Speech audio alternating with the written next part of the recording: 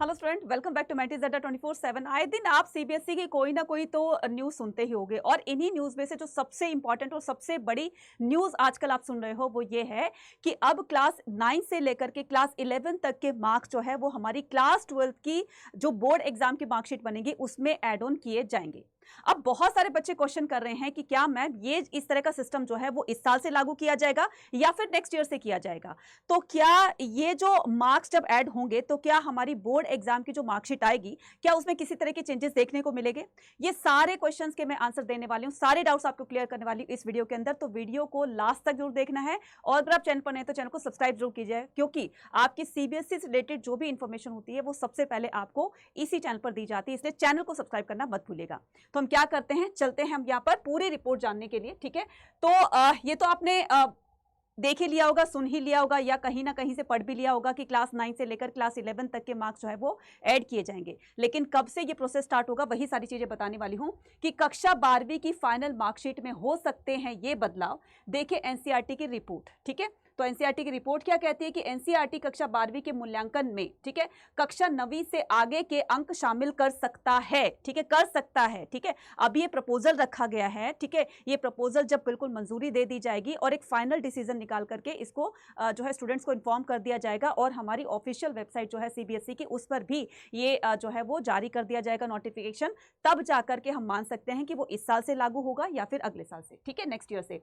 तो इसमें क्या बताया गया कि क्लास 12 की क्लास 12th के मूल्यांकन में कक्षा 9वीं से आगे के अंक शामिल कर सकता है। इसे लेकर एनसीईआरटी की बॉडी परख ने शिक्षा मंत्रालय को जून 2024 में the equivalence of the board report सौंप दी है। ठीक है, रिपोर्ट तो सौंप दी है। ठीक है, कक्षा 12वीं की मार्कशीट में अब हो सकता है बदलाव। तो क्या बदलाव हो सकता है कि एनसीईआरटी ने कक्षा 12वीं की बोर्ड परीक्षाओं के लिए एक नया मूल्यांकन मॉडल प्रस्तावित किया है जिसमें कक्षा 9वीं से लेकर 11वीं तक के अंक शामिल हैं और व्यावसायिक और कौशल आधारित प्रशिक्षण पर जोर दिया है। कहने का मतलब ये डिसीजन क्यों लिया गया? ये डिसीजन इसलिए लिया गया है ताकि बच्चों को स्टडी के साथ साथ, उनकी पढ़ाई के साथ साथ वोकल एजुकेशन भी दे, ताकि वो अपने इंटरेस्ट के साथ अपने जिस फील्ड में अपना करियर बनाना चाहते हैं तो वो अभी से ही उसके लिए प्रिपेयर कराए जा सके। ठीक है, उसके लिए प्रिपरेशन करा दे। तो इस तरह का प्रावधान जो है अभी सौंपा गया है, रिपोर्ट सौंपी गई है। बोर्ड शिक्षा बोर्डों के समानता स्थापित करना नामक रिपोर्ट के अनुसार नया मॉडल कक्षा 9वीं से आगे के अंकों के कुछ प्रतिशत को एकीकृत करने का सुझाव दिया है। ठीक है, अब यहां पर 9th 10th 11th कितने कितने मार्क्स जो हैं वो कैरी फॉरवर्ड होंगे। ठीक है, कितने परसेंट मार्क कैरी फॉरवर्ड होंगे जो हमारी क्लास 12 की फाइनल वो बनेगी, मार्कशीट बनेगी। इससे पहले हम जान लेते हैं कि ये जो एनसीईआरटी का नया ये जो मूल्यांकन मॉडल बनाया गया है ये क्या कहता है। ठीक है, ये जो नई रिपोर्ट है वो क्या कहती है कि जुलाई 2024 में शिक्षा मंत्रालय को परख द्वारा प्रस्तुत रिपोर्ट में सभी भारतीय शैक्षिक बोर्डों ने एक मानकीकृत मूल्यांकन दृष्टिकोण का आह्वान किया है। 32 बोर्ड के साथ विचार विमर्श के बाद इसने व्यवसायिक और कौशल आधारित विषयों को अनिवार्य बनाने की सिफारिश की है कि बच्चों को एकेडमिकली, मतलब बच्चों की स्टडी के साथ साथ हमें बच्चों को वोकेशनल जो है एजुकेशन भी दी जानी चाहिए ताकि वो अपने आप को आगे बढ़ा सके। ठीक है, जैसे डाटा प्रबंधन, जैसे डाटा एनालिटिक्स है, कोडिंग है, ठीक है, एआई है और आपका म्यूजिक है, आर्ट है। तो इस तरह के सब्जेक्ट्स को उसमें जिससे कि बच्चे जो है अपना करियर बना सकते हैं अपने इंटरेस्ट के हिसाब से। तो ये भी प्रावधान किया गया है कि इन सब्जेक्ट को भी मेंशन किया जाए ताकि बच्चे इसको ठीक से पढ़ करके और एक अच्छी नॉलेज लें। तो समग्र शिक्षा और व्यवहारिक कौशल को बढ़ावा देने के लिए राष्ट्रीय शिक्षा नीति 2022 के ये अनुरूप है। ठीक है, एनईपी 2020 के अनुरूप है। ठीक है, उसी के अकॉर्डिंग बताया गया है। अब यहाँ पर हम देख लेते हैं कि क्लास 9th के जो टोटल मार्क्स होंगे उसमें से 15% जो मार्क्स होंगे वो कैरी फॉरवर्ड होंगे आपके आगे के लिए। उसके अलावा क्लास 10th में 20% और क्लास 11th में 25% कैरी फॉरवर्ड होंगे आपकी क्लास 12th की बोर्ड एग्जाम की जो फाइनल मार्कशीट बनकर आएगी उसमें। तो ये तो जाहिर सी बात है कि यहाँ पर चेंजेस तो देखने को मिलेंगे, है ना।